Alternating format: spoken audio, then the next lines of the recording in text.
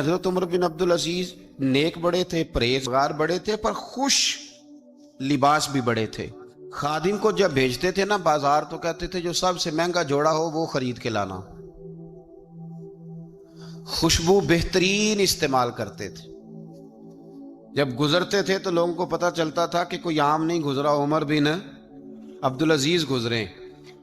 جب تک گورنر رہے، جب تک خاندان میں رہے، ماحول اور رہا۔ سلیمان بن عبد الملک خلیفہ جب جانے لگے تو انہیں وصیت کر دی کہ میرے بعد عمر بن عبدالعزیز خلیفہ ہوں گے۔ یہاں تو لوگوں کو عہدہ ملے تو لوگوں کی کیفیت بدل جاتی ہے نا، لیکن جب حضرت عمر بن عبدالعزیز کا اعلان ہوا تو رونے لگے، ایک کونے میں بیٹھ کے رونے لگے، فرمانے لگے مجھے امید نہیں تھی کہ وہ اتنا بڑا بوجھ میرے کندھوں پہ ڈال کے چلا جائے گا۔ اتنے سارے لوگوں کا بوجھ، اتنے سارے لوگوں کی آزمائش۔ خیر چونکہ وصیت تھی، آپ کی بیعت لی گئی۔ بیعت لینے کے بعد آپ منبر پہ چڑھے تو فرمایا لوگوں میں تمہیں آزاد کرتا ہوں، اگر تم میرے علاوہ کسی کو حکمران بنانا چاہو تو مجھے کوئی اعتراض نہیں ہے۔ لوگوں نے کہا نہیں، آپ ہی ہمارے حکمران ہوں گے۔ آپ کی جو بیوی تھی وہ بھی بادشاہ کی بیٹی تھی، بادشاہ کی بیوی بھی بن گئی۔ پہلے دن اپنی بیوی سے کہا کہ اب ہم بن گئے ہیں امیر، اب ہمارے ذمے بہت ساری ذمہ داریاں ہیں، اب حالات اس طرح کے نہیں ہوں گے جس طرح کے پہلے ہوا کرتے تھے، اب تمہیں میرا ساتھ دینا ہے،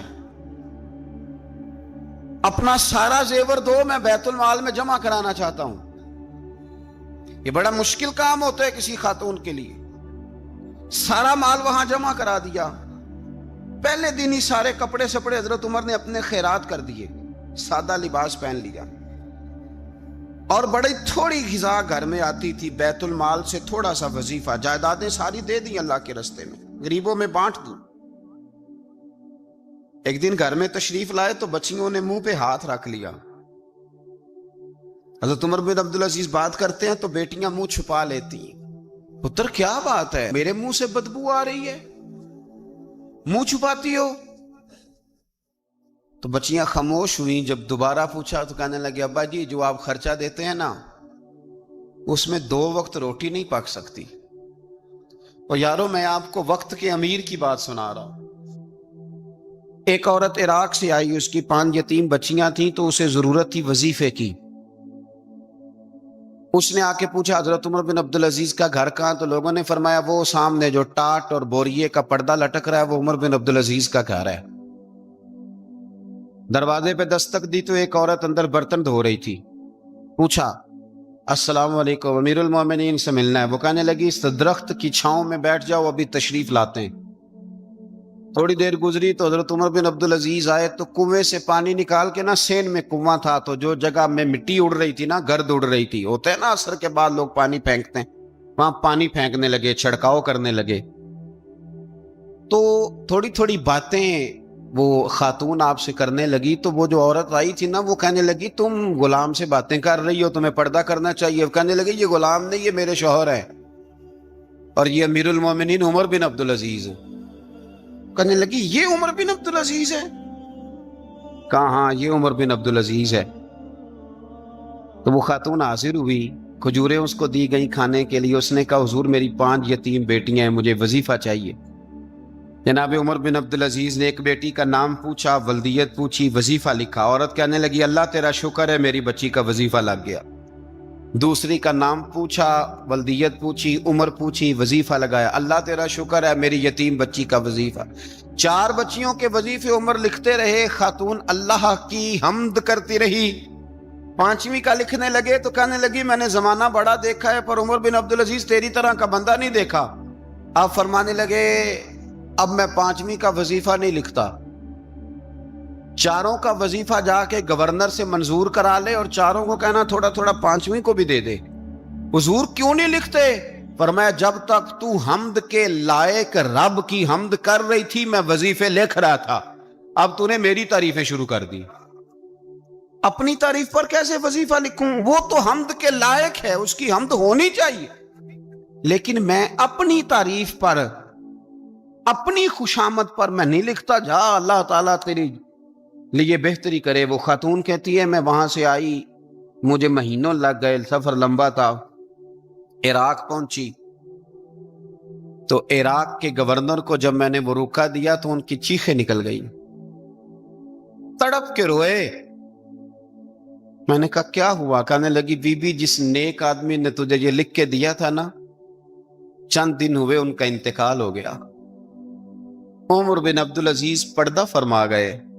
وہ خاتون پھر روئی، کہنے لگی یتیم بیٹیوں کا اب کیا بنے گا، اس رکے کا کیا بنے گا؟ تو آپ فرمانے لگے بی بی جب امیر عمر بن عبدالعزیز جیسا ہو تو گورنروں کو بھی اللہ کچھ توفیق دے ہی دیتا ہے۔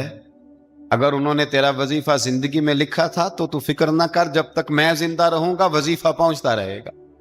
آپ کے گورنر نے لکھا کہ حضرت صاحب گورنر ہاؤس کی عمارت کمزور ہو گئی ہے، نہیں بنا لوں، تو آپ فرمانے لگے تو عدل کا قلعہ کیوں نہیں بناتا، انصاف کی دیواریں کیوں نہیں کھڑی کرتا؟ فرمایا چھوڑ اینٹیں لگانا، عدل و انصاف کا قلعہ بنا۔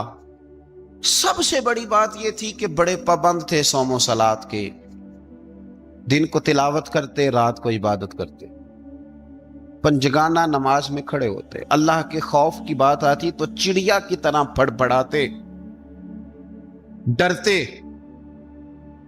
آپ کی اہلیہ کہنے لگی عمر بن عبدالعزیز یہ کیفیت کیسے ہوئی؟ فرمانے لگے ایک ذہن میں بات بیٹھ گئی تھی کہ رب نے حساب پوچھنا ہے اور میں نے حساب دینا ہے، تو جس کو پتا ہونا میں نے حساب دینا ہے اور مجھ سے کسی نے حساب پوچھنا ہے، پھر سمجھیں، حساب دینا ہے اور کسی نے حساب پوچھنا ہے، حساب دینا ہے اور حساب، تو فرماتے ہیں جب یہ ذہن بن گیا نا کہ میں نے حساب دینا ہے اور رب نے حساب پوچھنا ہے، تو بس پھر میں نے حساب کر کے رکھنا شروع کر دیا۔ پھر میں نے کوشش کی ہے کہ حساب کروں کہ نا انصافی نہ ہو جائے، ظلم نہ ہو جائے۔ ایک آدمی بڑی دور سے چل کے آیا، عرض کی حضور آپ کے گورنر نے میرا مال چھین لیا ہے، واپس نہیں کرتا۔ تو حضرت عمر بن عبدالعزیز رحمت اللہ نے رکا لکھا، فرمایا میں نے تو تجھے نیک آدمی سمجھ کے گورنر بنایا تھا اور تو لوگوں کے مال نہیں واپس کرتا، فوراً واپس کر۔ اس کے نام جب خط لکھا تو آدمی خوش ہو گیا، تو آپ فرمانے لگے اب یہ بتا تیرا آنے جانے کا خرچہ کتنا ہوا؟ عرض کی حضور کیا مطلب؟ آپ فرمانے لگے ایک تجھ پہ ظلم ہو اور دوسرا تیرے اوپر اور خرچے ڈالے جائیں۔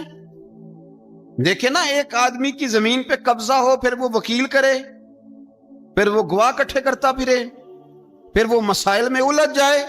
جناب عمر بن عبدالعزیز نے ہمیں ایک سوچ عطا فرمائی، فرمایا ایک تیرے اوپر ظلم ہوا، ایک تجھے اتنی تکلیف ہوئی یہاں آنے کی، اور ایک تیرا خرچ ہوا، بتا کتنے پیسے؟ عرض کی حضور میرا تو لاکھوں کا مال آپ نے واپس کرا دیا ہے، اب چھوڑے خرچے کو۔ فرمایا نا بھائی، یہ میرے رسول کائنات کا دین ہے، اس میں ہم ہر شے کا حساب کر کے رکھیں گے۔ تیرا خرچ ہوا ہے، تیرا خرچہ ہوا ہے، تجھے آنا پڑا، تجھے جانا پڑا۔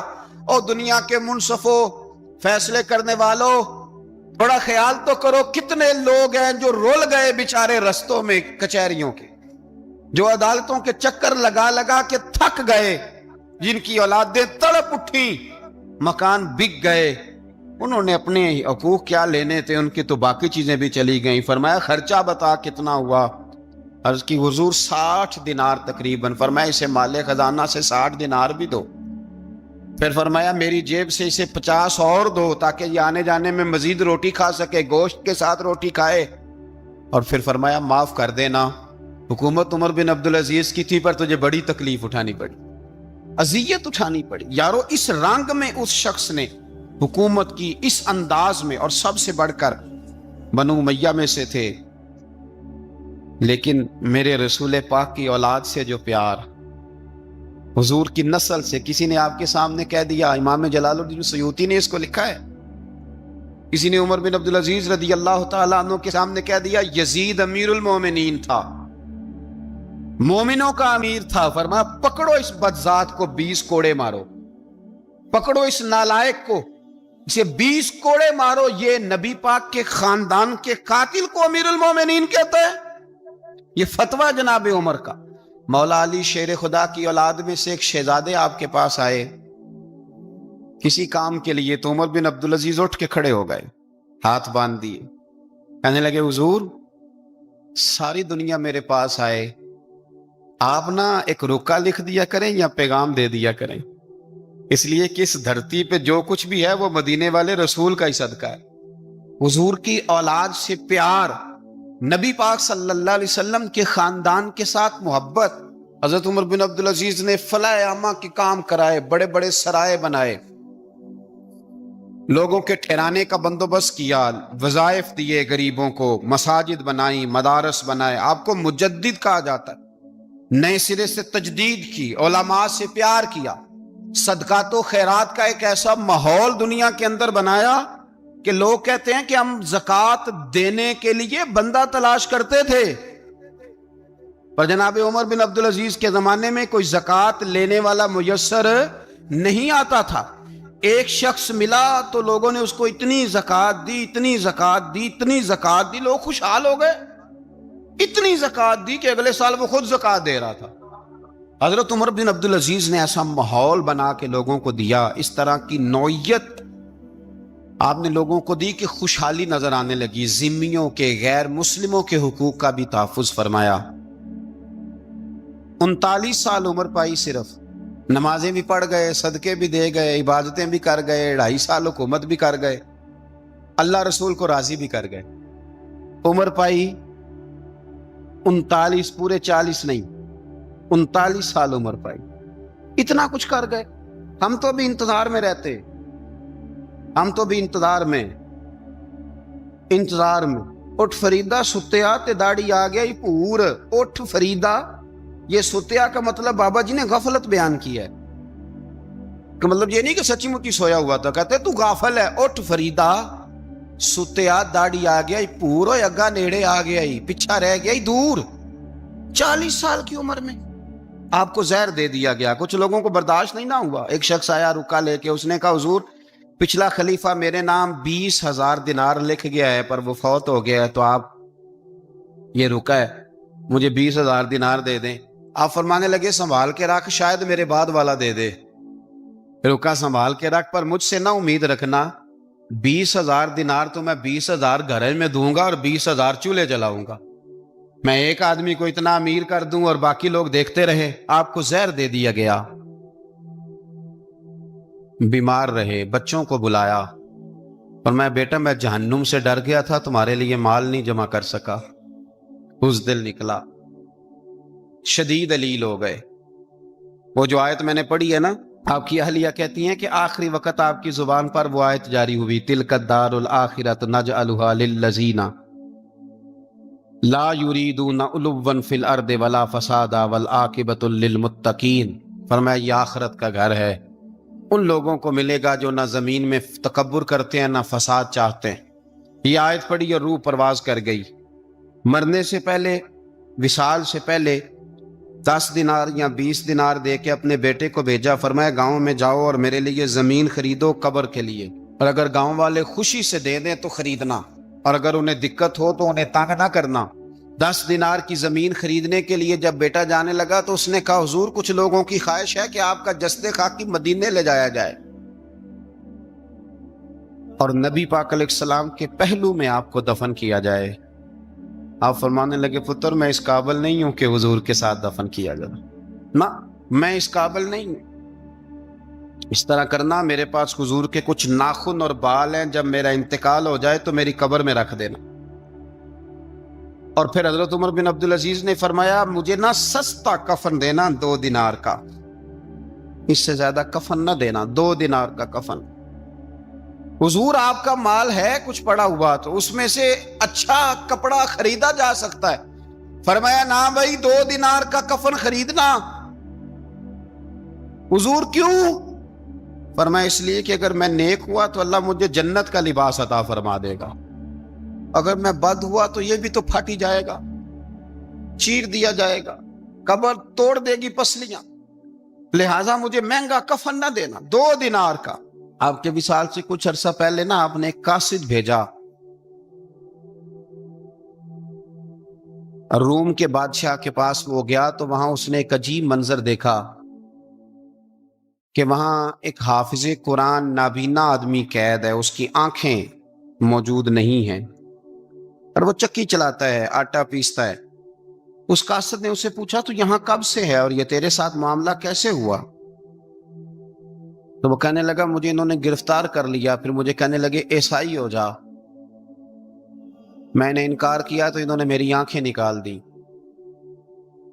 अब मैं सुबह शाम ये थोड़ा सा काम करता हूं, चक्की पीसता हूं तो रोटी दे देते हैं। वो कासिद हजरत उमर बिन अब्दुल अजीज के पास आया और आके कहा हुजूर एक इस तरह का मुसलमान रूम के बादशाह के पास कैद है, एक मुसलमान की तकलीफ। हजरत उमर बिन अब्दुल अजीज ने जब सुना तो रो पड़े, और मैं वो कैद है और वहां कैद है और हम यहां आराम से बैठे हैं। फौरन रुका लिखा, कासी से कहने लगे वापस जा, रूम के बादशाह को जाके कह के उस नाबीना कैदी को फौरन आजाद करे, वरना मैं एक ऐसा लश्कर भेजूंगा कि इतना बड़ा लश्कर भेजूंगा कि उसका पहला आदमी तेरे पास होगा और आखिरी मेरे पास होगा, और तुझे फिर वो बंदा छोड़ना पड़ेगा, तो अभी छोड़ दे, मैं तुझे पैगाम दे रहा हूं।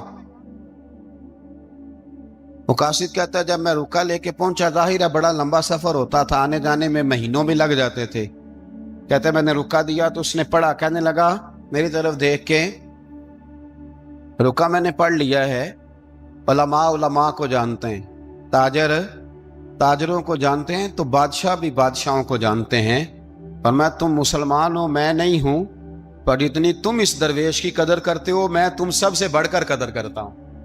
मैं इस बंदे को लश्कर लेके आने की तकलीफ नहीं दूंगा, मैं वैसे ही कैदी आजाद करने लगा, तुम ले जाओ। कहते मुझे चंद दिन वहां रहना पड़ा, कुछ लवाजमात थे जिनके लिए रुकना पड़ा। एक दिन मैं शाह रूम के दरबार में गया तो वो तख्त से नीचे उतर के रो रहा था और उसकी हिचकी बंधी थी और उसके सीने से आवाज निकल रही थी। मैंने पूछा लोगों से क्या हुआ, कहने लगे खुद ही पूछ लो। मैंने जाके कहा बादशाह क्या हुआ, क्यों रो रहे हो? तो कहने लगा आज धरती का हुस्न उठ गया है, आज सिंगार खत्म हो गया, आज धरती का हुस्न उठ गया। मैंने कहा क्या हुआ? कहने लगे उमर बिन अब्दुल अजीज इंतकाल कर गए, तुम्हारा अमीर चला गया। तो मेरे दिल में ख्याल आया, मैंने आह भरी, मैंने कहा फिर हमारे लिए क्या हुक्म है? तो फरमाने लगे वो चलता फिरता राहब था, लोगों के पास कुछ नहीं होता तो वो फकीर होते हैं, पर उसके कदमों में तो खजाने थे, पर वो फिर भी फकीर था। फरमाया उसका हुक्म अगर मैं जिंदगी में मानता था तो मरने के बाद भी बात मानी जाएगी, तुम्हारा कैदी भी तुम्हें वापस किया जाएगा और उमर बिन अब्दुल अजीज की बात भी सुनी जाएगी। किसी ने हजरत अब्दुल्ला इब्न मुबारक से कहा आप बड़े जाहिद हैं, आपने दुनिया छोड़ दी। फरमाया मैं तो आलिम फाजिल होके जाहिद हूं, जाहिद तो असल में उमर बिन अब्दुल अजीज थे जो बादशाह होके जाहिद थे। मालिक बिन दिनार भी कहते थे वो बादशाह होके जाहिद हैं। उनका इंतकाल हुआ तो ख्वाजा हसन बसरी फरमाने लगे आज दुनिया से बेहतरीन आदमी चला गया। हजरत सैयदना इमाम अहमद बिन हंबल फरमाया करते थे जो उमर बिन अब्दुल अजीज का जिक्र करे रब तो उस पर भी रहमत नाजिल फरमाएगा। अरे ये तो वो शख्स है कि जब तक मौजूद था तो हुस्न मौजूद था, और आज भी इनका जिक्र करें तो अल्लाह दिलों में नूर पैदा कर देता है। हजरत उमर बिन अब्दुल अजीज रहमतुल्लाह अलैह तो वो नेक आदमी थे कि एक शख्स साहब से गुफ्तगू कर रहा था, सरकारी बातचीत हो रही थी तो चिराग भी सरकारी जल रहा था। उसने पूछा हुजूर चले सरकारी बात तो खत्म हुई, तबीयत कैसी, हाल क्या? फरमाया ठहर जो, एक चिराग बंद करके दूसरा जला लिया। उसने कहा हुजूर ये क्या? आप फरमाने लगे वो सरकारी चिराग था, ये मेरा जाती है। जिस शख्स ने इतनी बारीक बीनी के साथ तकवा इख्तियार किया हो, नबी पाक से इतनी मोहब्बत की हो, दुआ करते हैं अल्लाह उन पे करोड़ों रहमतें फरमाए, अल्लाह उन पे बेहिसाब बरकतों का नुज़ूल फरमाए। दो बातें हजरत उमर बिन अब्दुल अजीज की जिंदगी में हमेशा गालिब रही, एक तो दुनिया होने के बावजूद दुनिया से दिल नहीं लगा। ये दो बातें आपने याद रखनी, दिल नहीं लगाया दुनिया से। माल था, दौलत थी, पर वो इस चक्कर में नहीं पड़े कि ये महंगा जोड़ा मेरे घर क्यों नहीं, ये आला कार क्यों नहीं, अब ये वाला मैंने घर। एक ईंट पर दूसरी ईंट नहीं रखी सारी जिंदगी, क्योंकि वो समझते थे जिंदगी मुख्तसर है तो 40 साल की जिंदगी में ही कमाल कर गए। और दूसरा, हजरत उमर बिन अब्दुल अजीज ने हर वक्त एक चीज अपने ज़हन में रखी कि मुझे अल्लाह के सामने खड़े होना। अल्लाह तबारक व तआला ने फिर एक खूबसूरत इंसान, बनु उमैया की हुकूमत थी, उसी में से एक खूबसूरत धुला हुआ सजा हुआ, समरा हुआ, खुशबू वाला, मीठा भी, ठंडा भी, प्यारा भी, नेक भी, मुत्तकी भी, उसूल वाला भी, रसूलुल्लाह अलैहिस्सलाम का गुलाम हजरत उमर बिन अब्दुल अजीज। अल्लाह ताला ने ये मर्द मुजाहिद पैदा फरमाया। आप मदीना शरीफ में पैदा हुए। आपके जो वालिद गिरामी थे वो मिस्र में गवर्नर थे। हजरत उमर बिन अब्दुल अजीज रहमतुल्लाह ताला अलैह की जो वालदा हैं वो हजरत उमर फारूक की पोती हैं, तो आपकी रगों में फारूकी खून भी था। हजरत उमर बिन अब्दुल अजीज रहमतुल्लाह ताला अलैह के वालिद गिरामी ने आपको मदीने में पढ़ने के लिए छोड़ा। हजरत साले बिन केसान एक आलिम और मुहद्दिस थे, उनके पास आपने तालीम पाई। और जनाब उमर बिन अब्दुल अजीज रहमतुल्लाह ताला अलैह के वालिद अगरचे मिस्र में थे, लेकिन आपको मदीना में रखा। आपने मुकम्मल तालीम हासिल की, इल्म हासिल किया। छोटी सी उम्र में कुरान पाक के हाफिज भी हो गए। फिर जब बड़े हुए तो अल्लाह ने यह मौका दिया, चूंकि खानदान की हुकूमत थी, तो आप मदीना शरीफ के गवर्नर बने। और मदीना मुनव्वरा के साथ साथ आपको ताइफ की हुकूमत भी मिली, मक्का मुकरमा की हुकूमत भी मिली। फिर बाज़ जगह पे तो ये है कि आपने खुद किसी वजह से इस्तीफा दिया, और बाज़ जगह यह है कि साजिश करके आपको माजूल किया गया। लेकिन हजरत उमर बिन अब्दुल अजीज नेक बड़े थे, परहेजगार बड़े थे, पर खुश लिबास भी बड़े थे। खादिम को जब भेजते थे ना बाजार, तो कहते थे जो सबसे महंगा जोड़ा हो वो खरीद के लाना। खुशबू बेहतरीन इस्तेमाल करते थे। जब गुजरते थे तो लोगों को पता चलता था कि कोई आम नहीं गुजरा, उमर बिन अब्दुल अजीज गुजरे।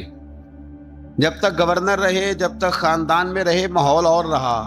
सुलेमान बिन अब्दुल मलक खलीफा जब जाने लगे तो उन्हें वसीयत कर दी कि मेरे बाद उमर बिन अब्दुल अजीज खलीफा होंगे। यहां तो लोगों को ओहदा मिले तो लोगों की कैफियत बदल जाती है ना, लेकिन जब हजरत उमर बिन अब्दुल अजीज का ऐलान हुआ तो रोने लगे, एक कोने में बैठ के रोने लगे। फरमाने लगे मुझे उम्मीद नहीं थी कि वो इतना बड़ा बोझ मेरे कंधों पे डाल के चला जाएगा। इतने सारे लोगों का बोझ, इतने सारे लोगों की आजमाइश। खैर चूंकि वसीयत थी, आपकी बैत ली गई। बैत लेने के बाद आप मिंबर पे चढ़े तो फरमाया लोगों मैं तुम्हें आज़ाद करता हूं, अगर तुम मेरे अलावा किसी को हुक्मरान बनाना चाहो तो मुझे कोई एतराज नहीं है। लोगों ने कहा नहीं, आप ही हमारे हुक्मरान होंगे। हजरत उमर बिन अब्दुल अजीज दुनिया इस्लाम के अंदर ऐसी मिसाल हैं, अच्छी तरह समझ लें कि जब हालात अब नहीं अब तर हो गए थे, बद नहीं बदतरीन हो गए थे,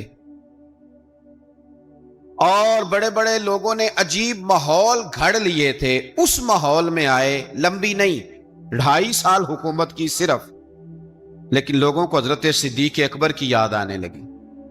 लोगों को सैयदना फारूक आजम किया। आपकी जो बीवी थी वो भी बादशाह की बेटी थी, बादशाह की बीवी भी बन गई। पहले दिन अपनी बीवी से कहा कि अब हम बन गए हैं अमीर, अब हमारे जिम्मे बहुत सारी जिम्मेदारियां हैं, अब हालात उस तरह के नहीं होंगे जिस तरह के पहले हुआ करते थे। अब तुम्हें मेरा साथ देना है, अपना सारा जेवर दो, मैं बैतुल माल में जमा कराना चाहता हूं। ये बड़ा मुश्किल काम होता है किसी खातून के लिए।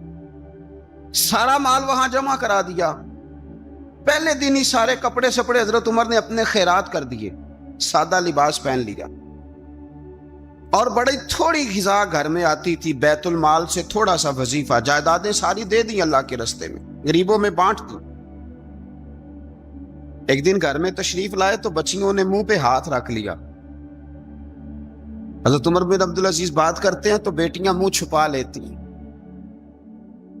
पुत्र क्या बात है बेटे, मेरे मुंह से बदबू आ रही है, मुंह छुपाती हो? तो बच्चियां खामोश हुई। जब दोबारा पूछा तो कहने लगे अब्बा जी जो आप खर्चा देते हैं ना, उसमें 2 वक्त रोटी नहीं पक सकती। तो यारो मैं आपको वक्त के अमीर की बात सुना रहा हूं कि जो रख रखाव मैंने और आपने बना लिया है, तो खर्चे इतने बढ़ा लिए कि हम उलझ गए, हमसे पूरे नहीं होते। लेकिन जिन्होंने औलादों को सादा रखा, हालात काबू में रखने में कामयाब हुए, बच गए। میرے نبی کریم صلی اللہ علیہ وسلم نے فرمایا جو ضرورت کے مطابق جسے اللہ نے روزی دے دی وہ کامیاب ہو گیا. لیکن ہم بہت الجھ گئے، بہت دور نکل گئے. بیٹیوں نے منہ میں ہاتھ رکھا، پتر کیا بات ہے ابا جی، اتنے پیسے آپ لاتے ہیں، 2 وقت کی روٹی نہیں پک سکتی، تو ہم نے پیاز سے روٹی کھائی ہے، منہ سے بدبو آ رہی ہے، تو اس لیے آپ کے سامنے منہ نہیں کھولا کہ آپ کو کراہت ہوگی. تو حضرت عمر بن عبدالعزیز آنکھوں میں آنسو تو آئے، پر کہنے لگے یا اللہ تیرا شکر ہے کہ جس جگہ میں اپنی اولاد کو کھڑا کرنا چاہتا تھا میری اولاد وہاں کھڑی ہو گئی ہے. یہ پیاز سے روٹی کھا کے بھی شکر ادا کرتے، پیاز سے روٹی کھا کے بھی. آپ یقین کریں میرے ابا جی میری والدہ سے کہتے تھے کہ بڑولے میں گندم میں نے ڈلوا دی ہے، یہ میری ذمہ داری تھی، اب اچار کا ایک مرتبان بنا لے تو انشاءاللہ گرمیاں مسئلہ کوئی نہیں. میں نے دیکھا ہے انہیں پیاز سے روٹی کھاتے، میں نے دیکھا ہے وہ ایک پیاز سے روٹی کھاتے اور پیاز روٹی کے اوپر رکھ لیتے،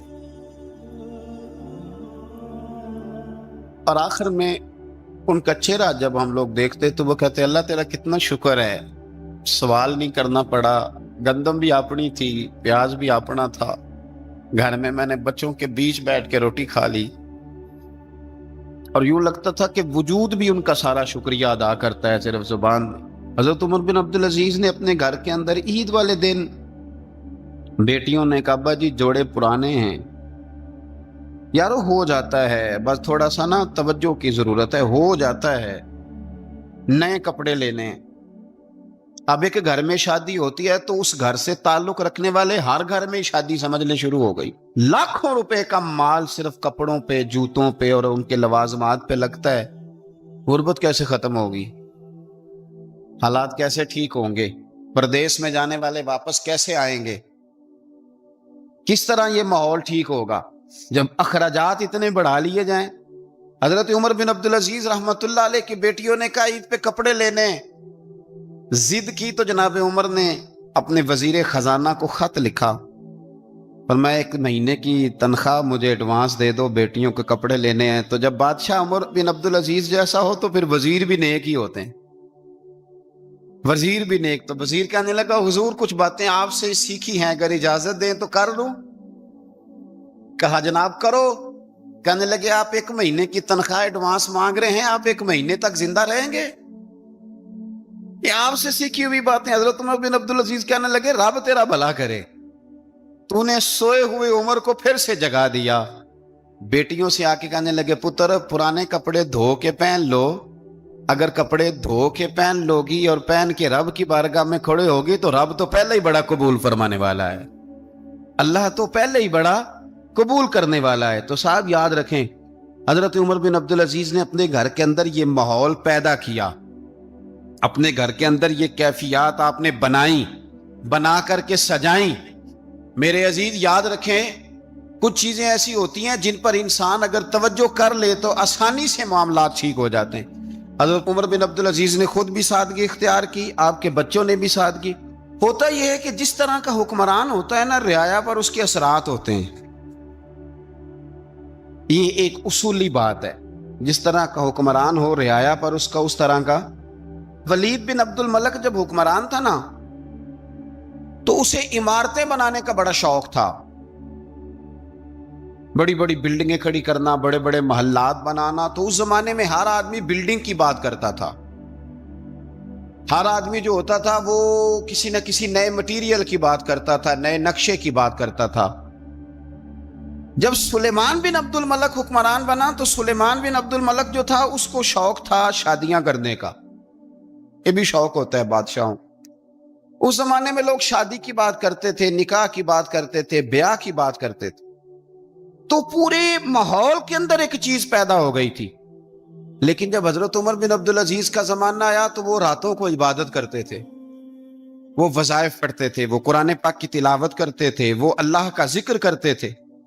تو پھر ایک ماحول بن گیا جو ذکر الہی کا ماحول تھا، پھر ایک ماحول بن گیا جو تقوی کا ماحول تھا، پھر ایک ماحول مرد وجود میں آیا جو پرہیزگاری کا ماحول تھا. عام عوام بھی اللہ کے ذکر کی باتیں کرنے لگی، عام ماحول بھی اس طرح۔ حضرت عمر بن عبدالعزیز نے سب سے پہلا یہ کام کیا کہ بادشاہی پروٹوکول ختم کرائے۔ ختم ہو گئے پروٹوکول۔ آپ نے فرمایا کوئی شاہی خاندان کا بندہ آئے تو کسی کا کوئی پروٹوکول نہیں ہے، میرا بھی کوئی پروٹوکول نہیں ہے، بلکہ آپ نے فرمایا کسی خطیب کو، کسی امام کو اجازت نہیں کہ میرا نام لے کے میرے لیے دعا کرے۔ سب مسلمانوں کے لیے دعا کرنا، فرمانے لگے الحمدللہ میں مسلمان ہوں، جب تم مسلمانوں کا نام لے کے دعا کرو گے تو میں بھی اندر ہی آ جاؤں گا۔ اضافی طور پر نام لے کے دعا کرنے سے بھی روک دیا۔ حضرت عمر فاروق رضی اللہ تعالیٰ عنہ خادم سے کہنے لگے بوڑھی سے پوچھو، تو پوچھا اماں السلام علیکم۔ وعلیکم السلام۔ اماں کیا بات ہے؟ تو اماں کہنے لگی جاؤ دوڑو، تمہیں کیوں بتاؤں، دیہات کی سیدھی سادی بی بی، جاؤ بھاگ جاؤ۔ کہا نہیں اماں مہربانی کرو، اندر تو آنے دو۔ بڑی منت کے بعد اماں مانی۔ عمر فاروق عام آدمی نہیں جس سے دنیا کامتی ہے۔ حضرت عمر اندر گئے، اماں کیوں پریشان ہو؟ تو اماں کہنے لگی تمہیں کیوں بتاؤں، میرا اپنا دکھ ہے، چل اماں بتا دے، تیری مہربانی۔ تو اماں کہنے لگی میں ایک بیوہ ہوں، بے اولاد ہوں، کوئی میرا سہارا نہیں، مجھے عمر فاروق سے بڑی شکایت ہے، میرے اوپر 25 دینار کا قرضہ چڑھ گیا ہے اور 3 دن ہو گئے میں نے روٹی نہیں کھائی، اور عمر نے میری خبر نہیں لی۔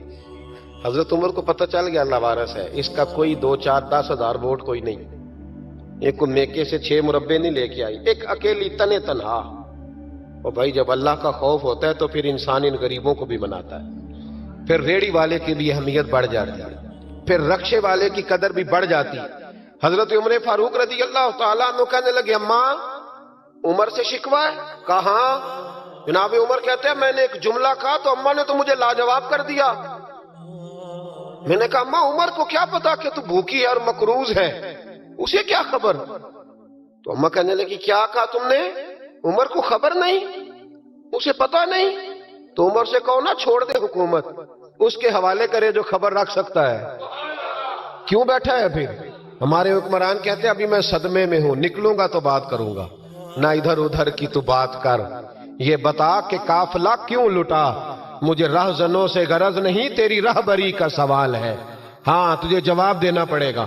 حضرت سیدنا عمر فاروق رضی اللہ تعالیٰ عنہ سے اماں کہنے لگی نہیں خبر رکھ سکتا تو حکومت کیوں کرتا ہے، چھوڑتا کیوں نہیں؟ تو حضرت عمر کہتے ہیں میں کانپنے لگا، دوڑے گئے جناب عمر۔ میں نے کہا اس اماں کا 6000 ووٹ نہیں کہ اس کی قدر کی جائے، یہ اماں کوئی بہت آکسفورڈ یونیورسٹی کی ڈگری ہولڈر نہیں کہ اس کی بات مانی جائے، ایک لاوارث اور بیوہ بی بی۔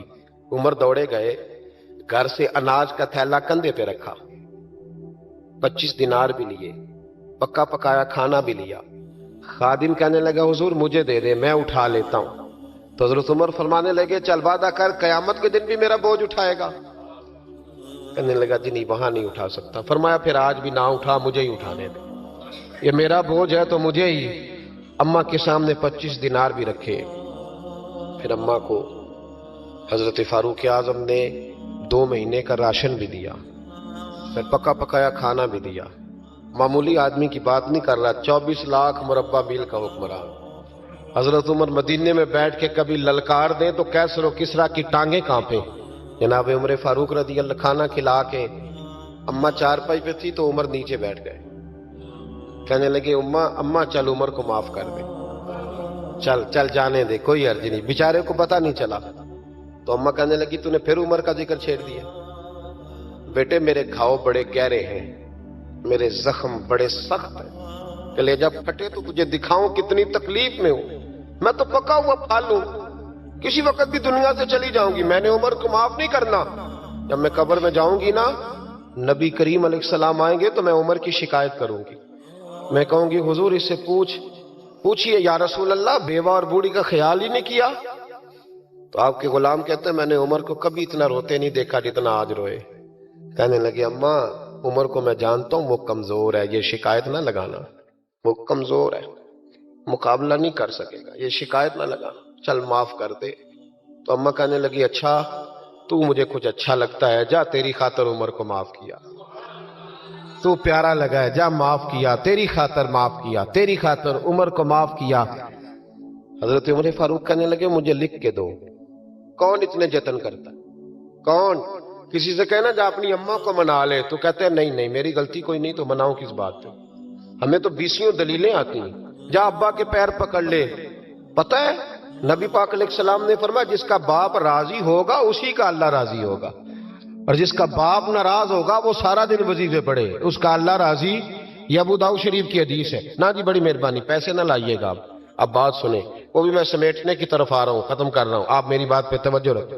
अजीज भाई, नबी करीम सल्लल्लाहु ताला अलैहि वसल्लम ने जो अपने गुलामों की तरबियत की, तो हजरत उमर फारूक कहने लगे लिख के दो, लिख दो। तो अम्मा कहने लगी आप लिखे मैं साइन कर देती हूं, आप लिख दे मैं साइन करती हूं।